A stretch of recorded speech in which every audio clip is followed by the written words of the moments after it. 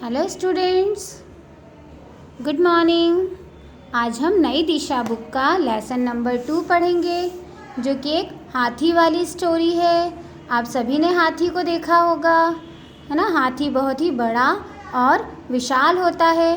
तो यहाँ पर ये हाथी दुष्ट है और इस स्टोरी में इस दुष्ट हाथी ने एक चिड़िया अपना घोंसला जो बनाती है उसमें अंडे देती है। चिड़िया पेड़ पर अपना घोंसला बनाती है।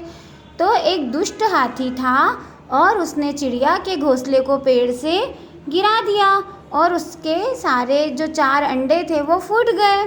तो वो चिड़िया बहुत ही ज़ोर ज़ोर से रो रही थी। और जब वहाँ पर एक कटफोड़वे ने चिड़िया को रोते हुए देखा तो उसने पूछा कि बहन, तुम क्यों रो रही हो। तो उसने सारी कहानी सुनाई। तो कटफोड़वे ने कहा कि तुम चिंता मत करो, मेरे 2 अच्छे मित्र हैं, एक मेंढक और दूसरा मक्खी। हम तीनों मिलकर इस क्रूर हाथी को, इस दुष्ट हाथी को मार सकते हैं।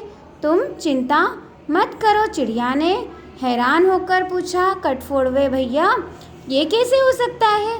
तो कटफोड़वे ने चिड़िया को समझाते हुए कहा, मैं सब जानता हूँ, तुम यह सब काम मुझ पर छोड़ दो और उस दुष्ट हाथी को हम मारेंगे।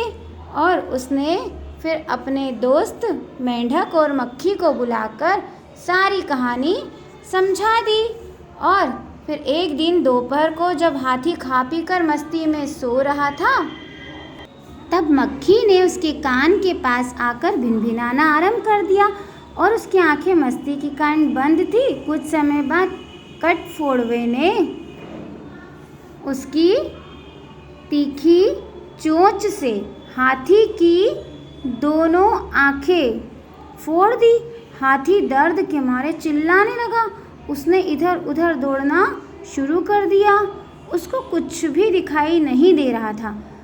और फिर उसका जो दूसरा दोस्त था, कौन था दूसरा दोस्त? मेंढक। तो उसने दूसरे दोस्त को देखा। मेंढक इसी अवसर की तलाश में था। उसने दलदल से भरे तालाब के किनारे टर टर करना आरंभ कर दिया। उसकी आवाज़ सुनकर व्याकुल हाथी मेंढक की ओर इतना तेज दौड़ा कि वो तालाब में गिर गया और वह दलदल में धंस गया। वह जितना निकलने का प्रयत्न कर रहा था, जितनी कोशिश कर रहा था, अंदर ही धंसता जा रहा था। और अंत में उस दुष्ट हाथी की तड़प तड़प कर मौत हो गई। वो वहीं पर मर गया।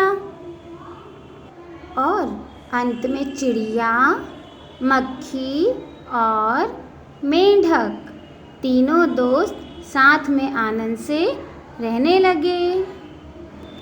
तो बच्चों, आप सबको ये हाथी वाली स्टोरी, दुष्ट हाथी वाली स्टोरी बहुत अच्छे से समझ में आई होगी। आप अपनी हिंदी की बुक में से एक बार इसको और अच्छे से पढ़ें। नेक्स्ट वीडियो में हम फिर मिलते हैं। तब तक के लिए बाय बाय।